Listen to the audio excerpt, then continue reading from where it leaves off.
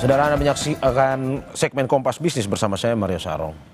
Realisasi investasi yang dibanggakan Presiden Prabowo Subianto bahkan naik lebih dari 11% dari tahun lalu. Ternyata justru diiringi penyerapan tenaga kerja yang melorot. Realisasi investasi asing juga menyusut, bahkan terendah sejak 2024. Inti-intinya kita berada di jalan yang benar.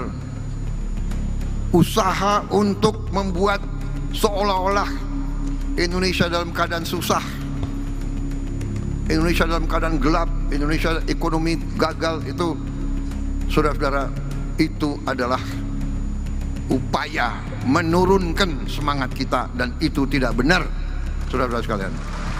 Saya diberi laporan oleh Menteri Investasi, bulan ini sudah mencapai target yang ditetapkan oleh APBN tahun lalu. APBN 2025 kita sudah mencapai target bulan Agustus ini, 4 bulan sebelum akhir tahun sudah mencapai. Presiden Prabowo Subianto kembali membanggakan pencapaian. Kalau kemarin tentang data kemiskinan yang berkurang, kini Presiden happy dengan realisasi investasi. Benar, realisasi investasi kuartal 2 2025 naik 11,5% dibanding tahun lalu. Rinciannya, total 477,7 triliun rupiah. Terdiri dari penanaman modal dalam negeri 275,5 triliun rupiah dan investasi asing 202,2 triliun rupiah. Selamat Pak Presiden Prabowo. Namun, Kompas Bisnis menemukan data yang sangat menarik di paparan Kementerian Investasi, Hilirisasi, dan BKPM. Data berikut seharusnya jadi alarm yang membuat Pak Presiden tak boleh terbuai. Data apa itu? Jawabannya adalah realisasi investasi versus serapan tenaga kerja. Investasi kuartal yang sama tahun lalu boleh saja lebih kecil, yaitu 428,4 triliun rupiah. Tapi lihat, angka serapan tenaga kerjanya tinggi sampai 677 ribu lebih.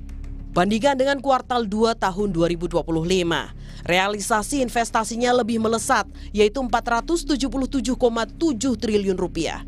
Tapi serapan tenaga kerjanya justru melorot, turun ke 665 ribuan.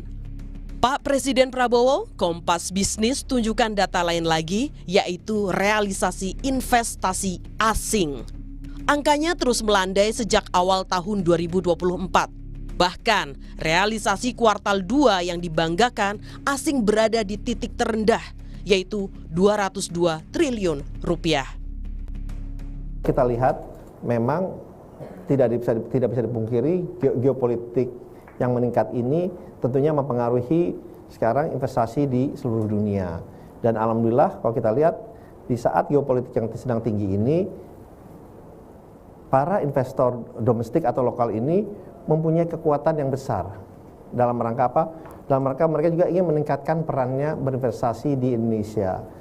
Karena yang kita sampaikan bahwa hitung-hitungannya jelas, potensinya ada, tentunya kita memberikan prioritas kepada investor dalam negeri juga, agar mereka bisa berinvestasi di Indonesia. Karena kembali lagi kita kan ingin supaya para investor dalam negeri ini juga lebih menikmati hasil yang ada di Indonesia ini lebih besar. Pak Presiden, tolong beritahu kami masyarakat awam sampai investor. Apa lanskap atau rencana prioritas di sektor investasi jangka pendek? Apa yang akan dilakukan? Apakah pro pada padat modal dan teknologi, tapi minim serapan tenaga kerja, Pak? Indonesia punya bonus demografi. Jangan lengah, Pak, karena ini bisa jadi petaka demografi. Dia Megasari Anjaya, Tim Liputan Kompas TV. Saudara, Bank Dunia dan Organisasi Pembangunan OECD menurunkan proyeksi pertumbuhan ekonomi global. Tetapi Komite Stabilitas Sistem Keuangan KSSK masih percaya diri ekonomi Indonesia masih dari guncangan eksternal. Bank Dunia pada laporan Juni 2025 memperkirakan pertumbuhan ekonomi global adalah sebesar 2,9% dengan purchasing power parity weight.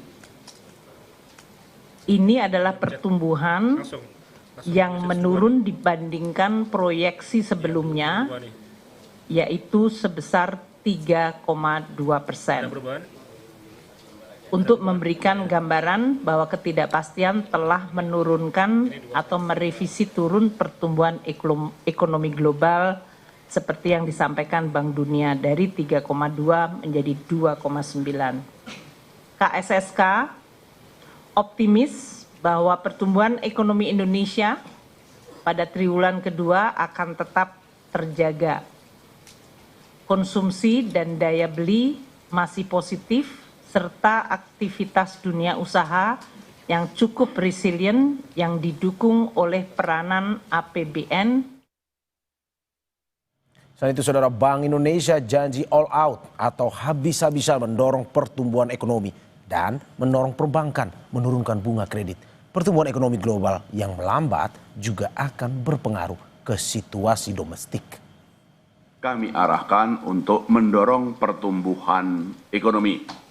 Di kebijakan moneter tentu saja tidak saja kebijakan untuk stabilisasi nilai tukar rupiah, kebijakan moneter juga dalam sinergi kebijakan nasional diarahkan untuk turut mendorong pertumbuhan ekonomi dengan penurunan suku bunga, dengan ekspansi moneter maupun pembelian SPN dari pasar sekunder. Dari sisi kebijakan makro Indonesia juga terus diarahkan untuk mendorong pertumbuhan ekonomi dengan mendorong kredit pembiayaan dari perbankan dengan pemberian insentif likuiditas makro prudensial, kemudian peningkatan likuiditas maupun juga mendorong perbankan bank untuk lebih cepat menurunkan suku bunga. Jadi kebijakan makro prudensial lebih diarahkan bagaimana perbankan lebih banyak mendorong kredit dan menurunkan suku bunga. Saat realisasi investasi naik, Saudara, lapangan kerja justru menyusut. Bagaimana hal ini jadi ancaman bagi ekonomi Indonesia? Bagaimana jika ke depan investasi lebih banyak padat modal, bukan padat karya? Kompas Bisnis tanya ke Kepala Ekonom Bank Permata Joshua Pardede. Selamat pagi, Mas Joshua. Selamat pagi, Mario. Terima kasih, Mas Joshua, sudah bergabung di Dialog Kompas Bisnis pada pagi hari ini. Mas Joshua, ini besok atau 5 Agustus BPS akan mengumumkan angka pertumbuhan ekonomi. Hitungan Anda, Mas, apakah ekonomi akan di atas 5% seperti kepercayaan diri pemerintah atau malah justru tidak? Perkiraan kami untuk pertumbuhan ekonomi kuartal kedua sepertinya masih akan berada di bawah 5%. Dan sangat disayangkan kembali bahwa bahkan lebih lambat dibandingkan kuartal pertama. Perkiraan kami untuk kuartal kedua pertumbuhan ekonomi akan berkisar di kisaran 4,76% dibandingkan kuartal 1 4,87%. Dan ini tentunya meskipun memang konsumsi rumah tangga masih menjadi kuenya ya, kalau kita bicara kue pendorongnya masih menjadi pendorong utamanya, namun laju pertumbuhan dari konsumsi rumah tangga ini cenderung mengalami perlambatan. Di kuartal 1 kami melihat bahwa pertumbuhan konsumsi rumah tangga masih tumbuh 4,89%. Di kuartal kedua ini pertumbuhan konsumsi rumah tangga akan turun lagi 4,77%. Sementara itu untuk pendorong kedua terbesar setelah konsumsi yakni investasi, meskipun memang sedikit membaik, namun kalau tadi disampaikan bahwa dari sisi realisasi penyerapan tenaga kerja masih relatif belum begitu cukup mengangkat, karena kalau kita bicara juga dari sisi data tenaga kerja yang ter-PHK sampai dengan semester 1 tahun ini pun juga mengalami peningkatan. Artinya memang kalau kita melihat dari sisi peningkatan investasi pun juga belum cukup signifikan ya, karena investasi pun juga diperkirakan hanya tumbuh sekitar 3%-an ya, 3,7% dari kuartal 1 yang di kisaran 2,12%. Dan ini tentunya beberapa faktor tentunya kami melihat bahwa masih lambatnya ya penyerapan belanja pemerintah pusat ya, sekalipun memang sudah mulai ada terjadi akselerasi di kuartal kedua, namun terjadinya realokasi anggaran pemerintah pusat di kuartal 1 itu memberikan dampak negatif ya kepada realisasi kinerja belanja pemerintah di kuartal 1 yang negatif 1,38%. Sehingga kami tetap melihat bahwa selama untuk full year tahun ini pertumbuhan ekonomi pun juga sepertinya akan sulit mencapai 5%, dan kami pun juga sejalan dengan beberapa lembaga internasional tahun ini dan tahun depan pertumbuhan ekonomi Indonesia akan tetap berada di bawah 5%. Oke, Mas Joshua, ini di satu sisi Purchasing Managers Index manufaktur Indonesia ini kan makin loyo, kedodoran ke bawah dan sekarang di angka 46,9. Bisakah Kompas Bisnis ini menyimpulkan PHK mungkin akan jadi ancaman ke depan?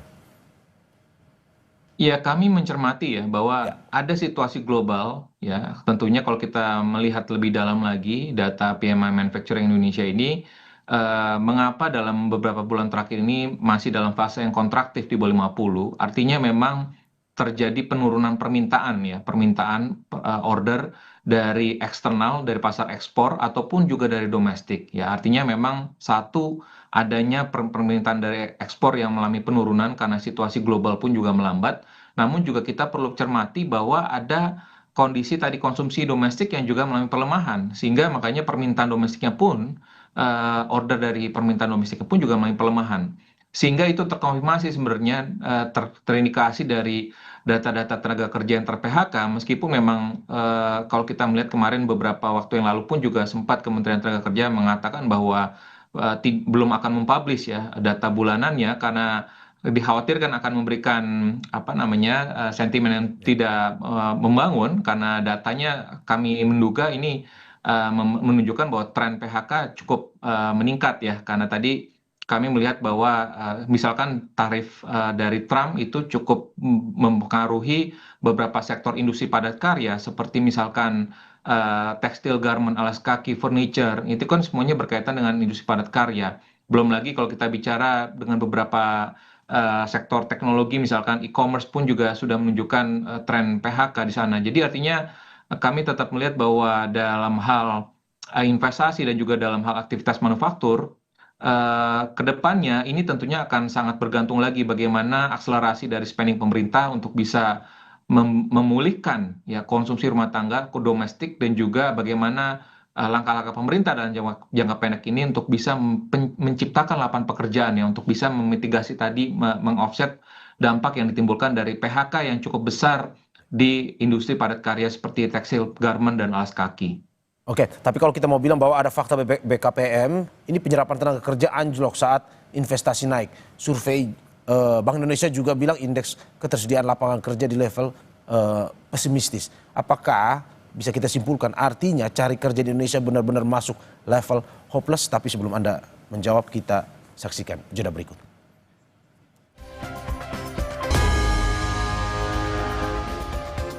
Saudara, terima kasih masih di Kompas Bisnis bersama saya Mario Sarong dan juga Kepala Ekonom Bank Permata Joshua Pardede. Mas Joshua, tadi kita sudah menyinggung terkait dengan fakta BKPM yang bilang penyerapan tenaga kerja anjlok saat investasi naik. Ini didukung survei BI juga bilang indeks ketersediaan lapangan kerja di level pesimistis. Apakah artinya dari kesimpulan yang bisa atau analisis yang Anda bisa sampaikan, ini cari kerja di Indonesia benar-benar masuk level hopeless? Iya, bisa kita simpulkan seperti itu ya. Dan kalau kita lihat secara umum, ini kondisinya cukup struktural. Artinya kalau kita bilang produktivitas perekonomian kita ini dari waktu ke waktu makin memburuk ya. Artinya kalau kita lihat zaman 20 tahun sebelumnya, pada saat kita masih mungkin zaman-zaman era kita pertumbuhan manufaktur kita masih cukup tinggi, kita bisa menyerap setiap 1% pertumbuhan ekonomi kita itu bisa menyerap 500.000 tenaga kerja baru. Namun dalam kondisi saat ini sepertinya penyerapannya hanya kurang dari 200.000, bahkan mungkin sekitar 100.000 hingga 150.000 tenaga kerja baru.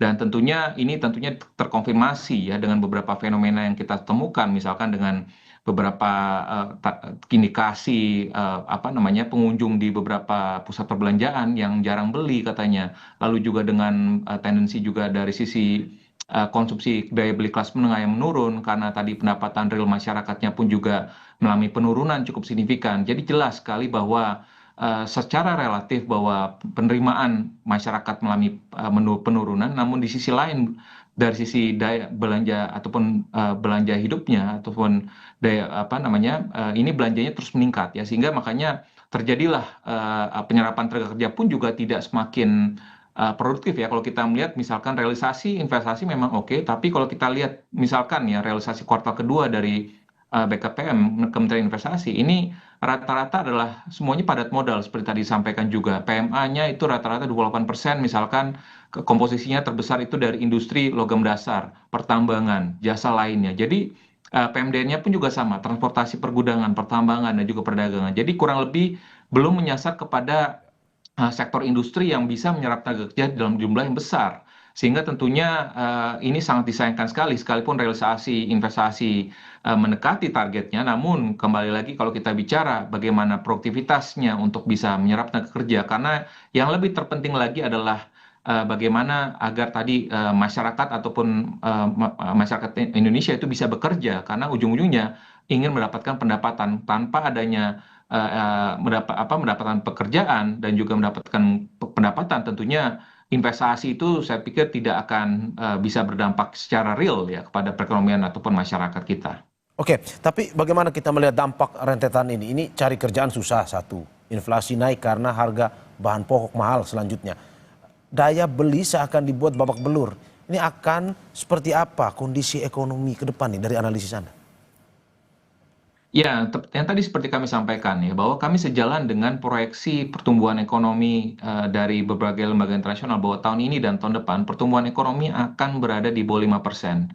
Dan tentunya ini kalau tidak ada langkah-langkah yang strategis dari pemerintah, dalam hal ini bagaimana pemerintah bisa membuka lapangan pekerjaan dalam jumlah yang besar dalam waktu dalam jangka pendek ini tentunya akan bisa berdampak negatif ya kepada pengangguran, kemiskinan yang sekalipun memang kemarin data BPS menunjukkan penurunan ya, namun kalau kita bicara kenyataan di lapangannya sendiri ya, ini masih mengindikasikan bahwa terjadi penurunan kondisi tadi ya, daya beli masyarakat, dan eksesnya sudah kita lihat bersama ya, bagaimana kalau kita lihat bagaimana pinjol ilegal, judi online, ini tentunya ini sudah sangat nyata kita temukan di lapangan. Artinya pemerintah tidak bisa tutup mata ya dengan ekses dari penurunan daya beli kelas menengah tersebut ya. Dan kalau kita lihat juga misalkan program MBG yang digaungkan oleh pemerintah, akselerasinya pun juga penyerapannya pun juga belum cukup optimal. Jadi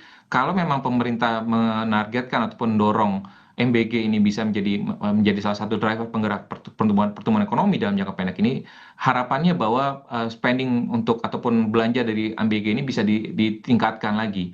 Dan kembali lagi kami tekankan lagi bahwa investasi pun juga ya, dengan relokasi anggaran pemerintah pusat di awal tahun ini, dampak negatifnya jelas sekali bahwa pembangunan infrastruktur ini pun juga dengan adanya perlambatan pembangunan infrastruktur, jelas sekali bahwa pertumbuhan ekonomi kita pun juga tidak bisa terangkat. Jadi artinya pemerintah kembali lagi perlu menyasar ataupun memberikan skala prioritas kepada belanja-belanja yang produktif gitu ya, dan juga kembali lagi bagaimana stimulus fiskalnya pun juga diarahkan bisa mendorong lebih cepat lagi, karena sekalipun suku bunga acuan Bank Indonesia sudah turun, tapi kembali lagi fiskal lah yang menjadi pendorong utama ya. Tanpa adanya selama kalau kita lihat rekening pemerintah di Bank Indonesia masih tetap tinggi, artinya dananya tidak akan muter di masyarakat ya. Artinya tentunya kembali lagi ini akan bergantung lagi kembali lagi bagaimana spending dari pemerintah ini akan bisa mempengaruhi pertumbuhan ekonomi Indonesia ke depannya. Oke, kalau kita lihat ini di lain sisi ini bunga kredit bank masih saja belum turun.